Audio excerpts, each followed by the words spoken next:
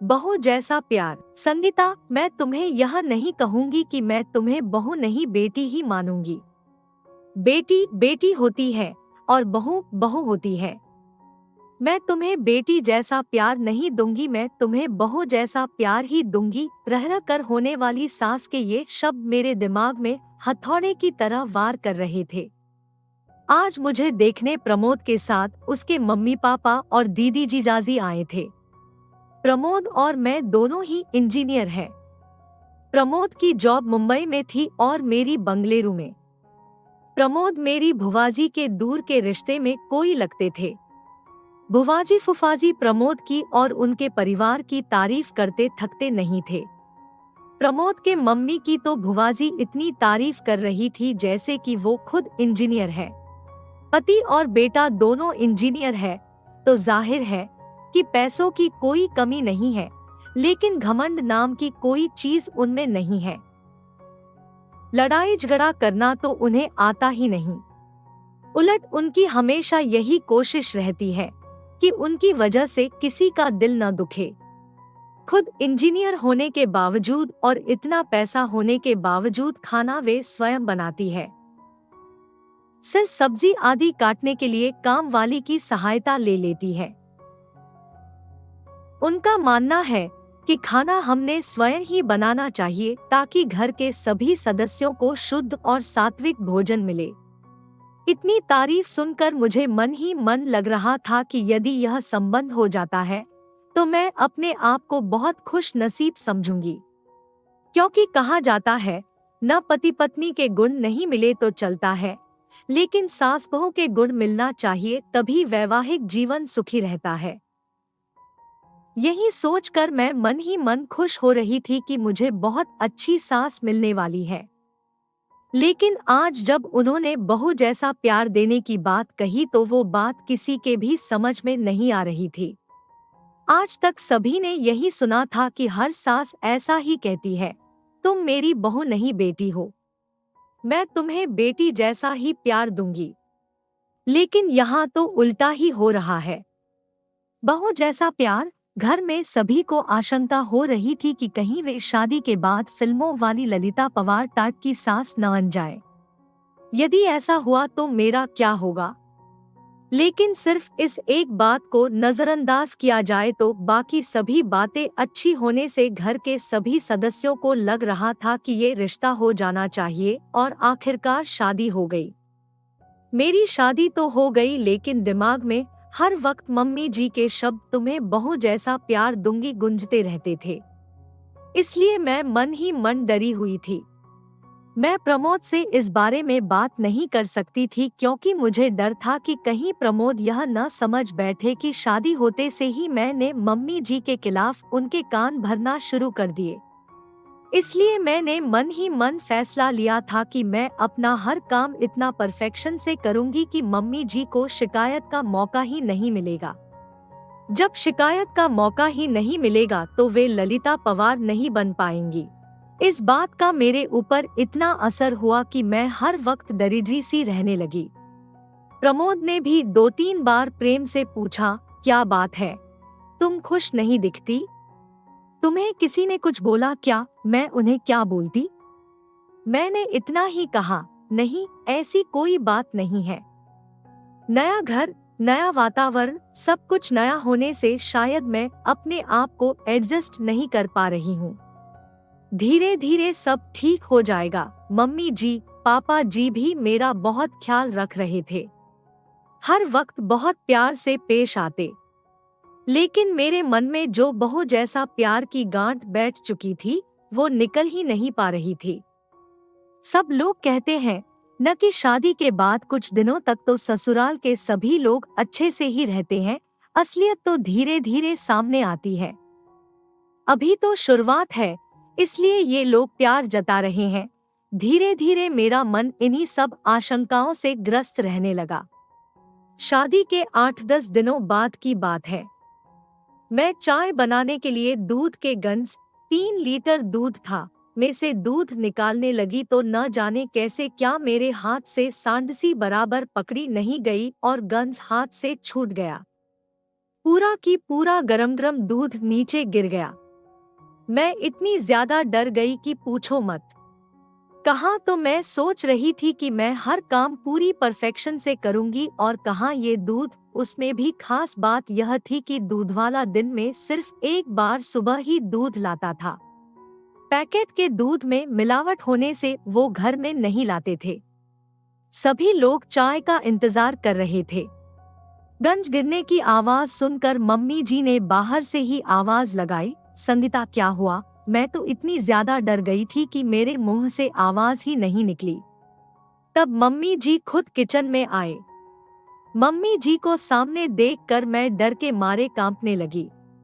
मुझे लगा कि अब वे जरूर ललिता पवार बन जाएगी, क्योंकि अब कल सुबह तक किसी को भी चाय नसीब नहीं होने वाली और सभी को चाय पीने की आदत है। मम्मी जी ने गिरे हुए दूध की तरफ और मेरे तरफ देखा और मैं बम फटने का इंतजार करने लगी। बस अब फटा बम, अब फटा। लेकिन ये क्या, बम तो फुसका निकला। मम्मी जी मेरे पास आए और बोले, कोई बात नहीं है संगीता, तुम इतनी डर क्यों रही हो? तुमने कोई जानबूझकर थोड़े ही गिराया है दूध, हो जाता है कभी कभी, कोई बात नहीं, तुम रिलैक्स हो जाओ।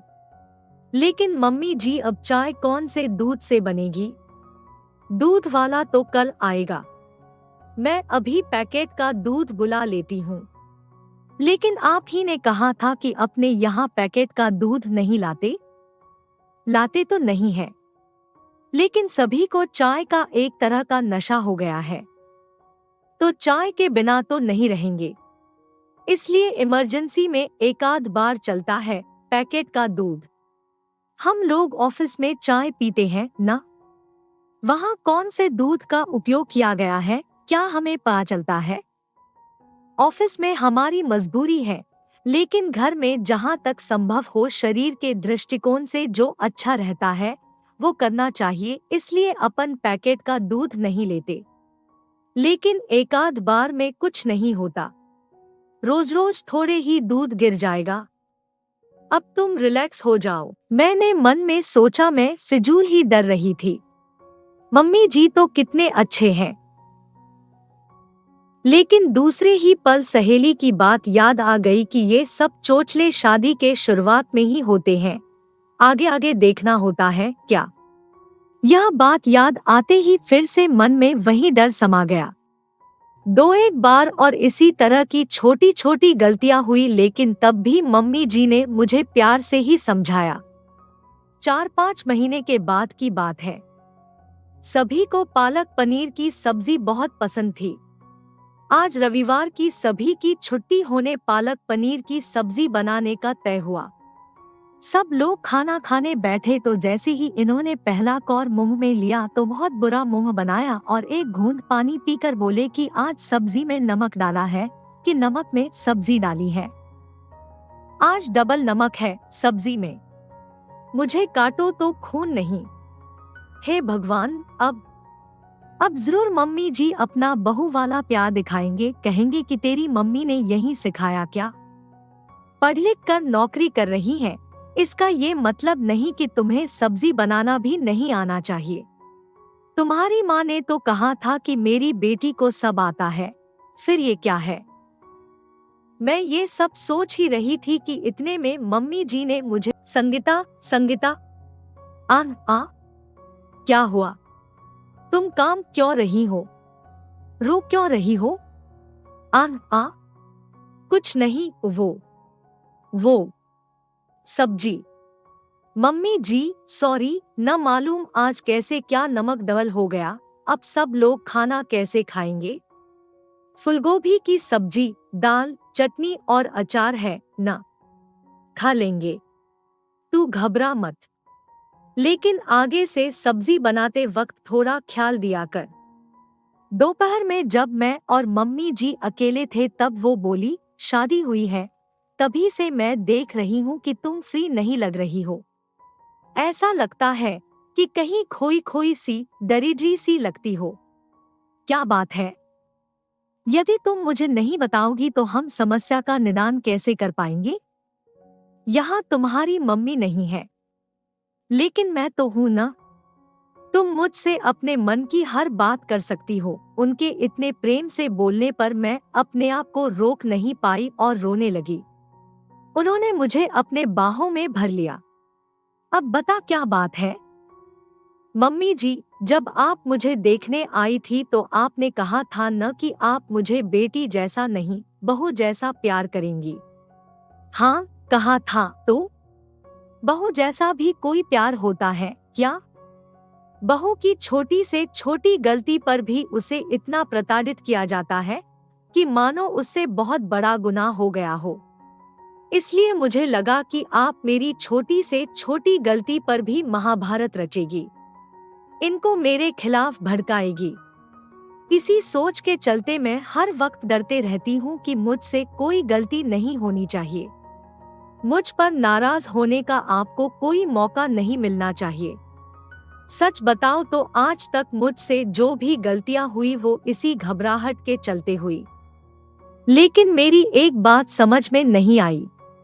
बहू जैसा प्यार करूंगी ऐसा कहने पर भी आपने आज तक अपना सासुपना नहीं दिखाया और मुझे डांटा भी नहीं।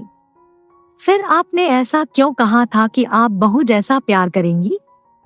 अरे पगली, मुझे नहीं पता था कि तू मेरी साधी सी बात को इतना दिल पर लगा लेगी। एक बात बता, क्या कभी तूने किसी माँ को अपने बेटी से यह कहते सुना कि वो उसे बहू जैसा प्यार करेगी? नहीं ना। जब हम बेटी को बहू जैसा प्यार नहीं करते तो बहू को बेटी जैसा प्यार क्यों करते हैं? इसका तो यही मतलब हुआ न कि हम बेटी को ज्यादा महत्व देते हैं, बेटी को ज्यादा प्यार करते हैं, इसलिए बहू से कहते हैं कि तुझे बेटी बनाएंगे, तुझे बेटी जैसा प्यार देंगे।